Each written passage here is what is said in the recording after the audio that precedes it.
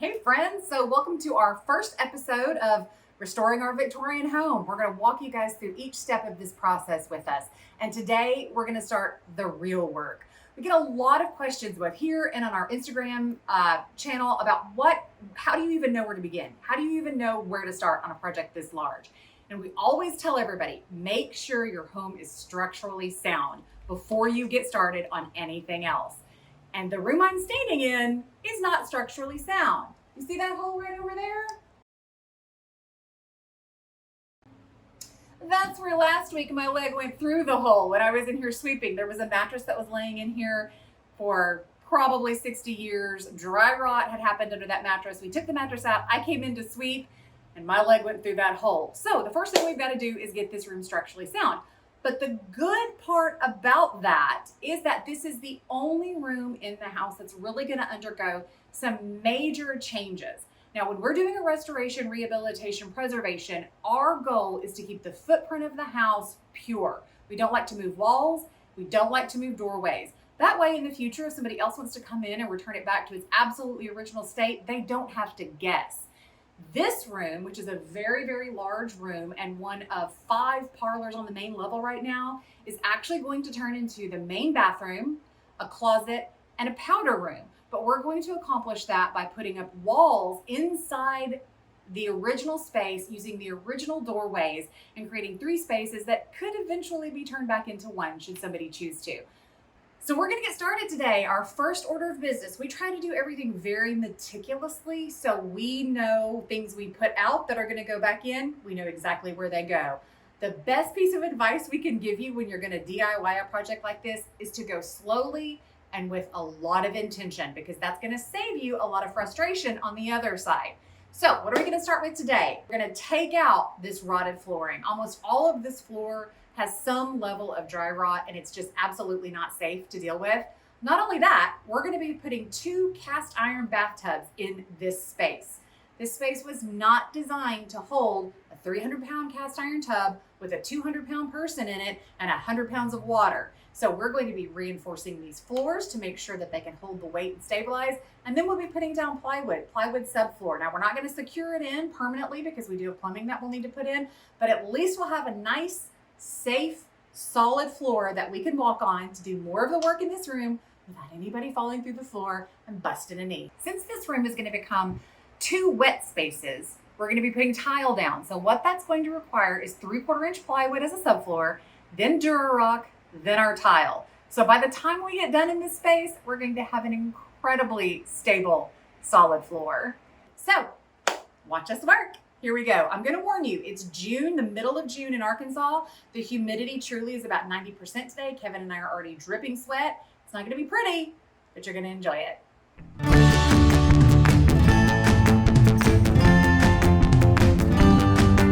Always be watching for elements as you're doing demolition that you need to put aside for a potential reuse in another space in this house. In what will become the dining room, we've had some rot and some loss to the tongue and groove flooring because of a water leak for many, many years. We have about 3 pieces of tongue and groove flooring that need to be replaced. And of course, ideally, you want to replace those with period matching flooring. Well, we have enough flooring in this room that we can save, we can salvage, and we can move it next door. So the pieces we're putting back into that space are original to the home.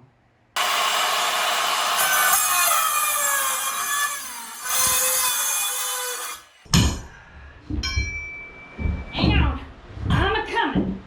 Cavalry's on its way.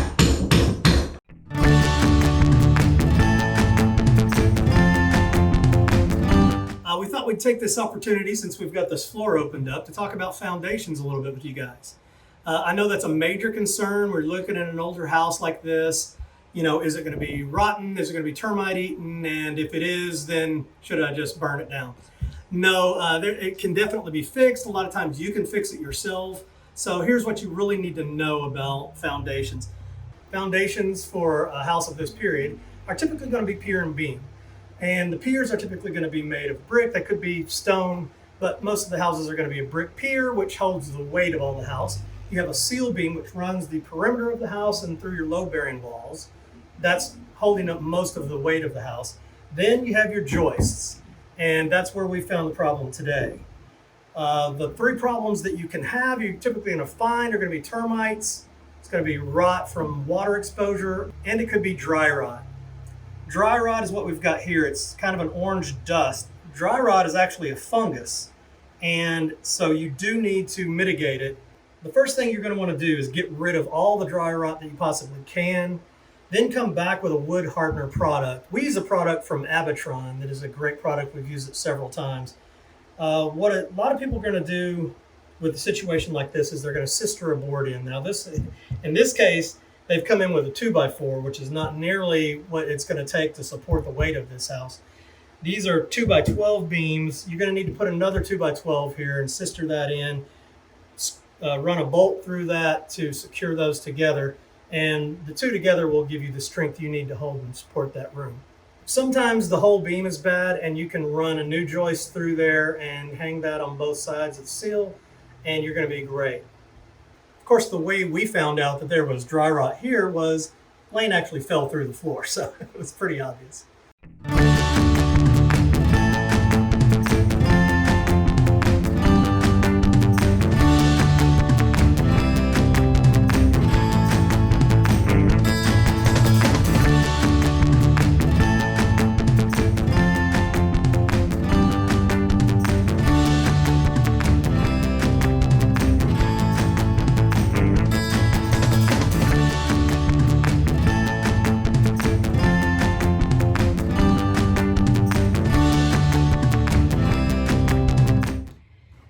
Talk about an issue that is unique to these kinds of rehabilitation, restoration, preservation jobs. Jobs like this one where we're pulling up a lot of rotted floorboards, we're dealing with a lot of wood rot, we're dealing with termite damage, we're dealing with wet rot. What that is creating is an inordinate amount of wood debris that's falling down to the dirt underneath the floor. I mean, out of sight, out of mind, is it a problem? It's a huge problem. And the reason that it's a huge problem is that it creates a termite buffet. Even if you didn't have termites or wood ants before, they're going to be drawn to a ground that's littered with delicious wood chips. So what I'm about to spend the next, 20, 30 minutes doing is raking up the debris that's underneath this floor that we've created. We're going to push it out through the side vent here in the wall. And don't worry, when you see the skirting around the house and you see that there's some issues, we know they're there, we're gonna fix them. But right now our priority is getting this debris moved out so the termites don't move in. Once we get all of the floor in here replaced, all the joists repaired, the supports in that we need, then we'll be coming back in, putting down a vapor barrier and knowing that this, under this floor, is gonna be clean and secure for the next 124 years.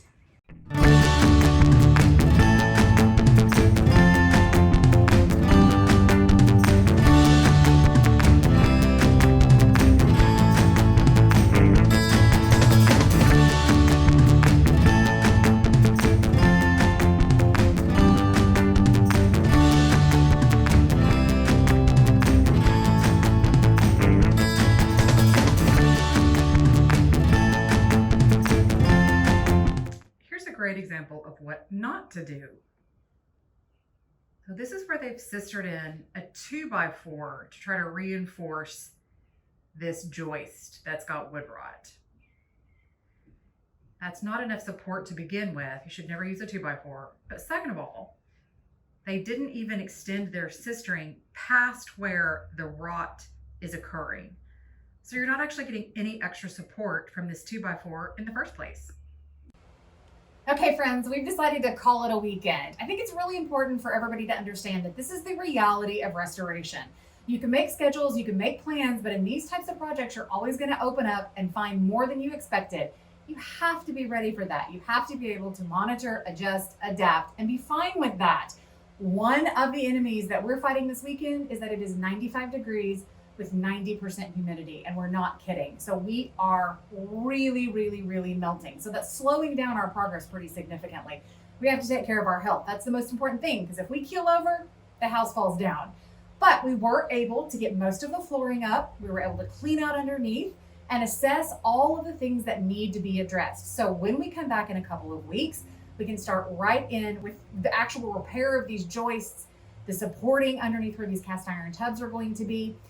I think it's important for you all to know that this is not our full-time job. Kevin is an advertising agent and I'm a bridal designer. We have real 5-day a week, 40-hour a week jobs, and this is what we do in our free time. So restorations with us are going to be long, they're going to be tedious, but they're going to be done right. So if you stick around with us, you're going to see something really, really wonderful come to fruition. We appreciate you. We hope you've learned something in this first episode of Restoring Our Victorian. We'll be back in a couple of weeks. Next week is Father's Day, so we're going to take next weekend off. Then we'll be back at it, hitting it hard and heavy, and getting this room ready to go to become 3 new spaces.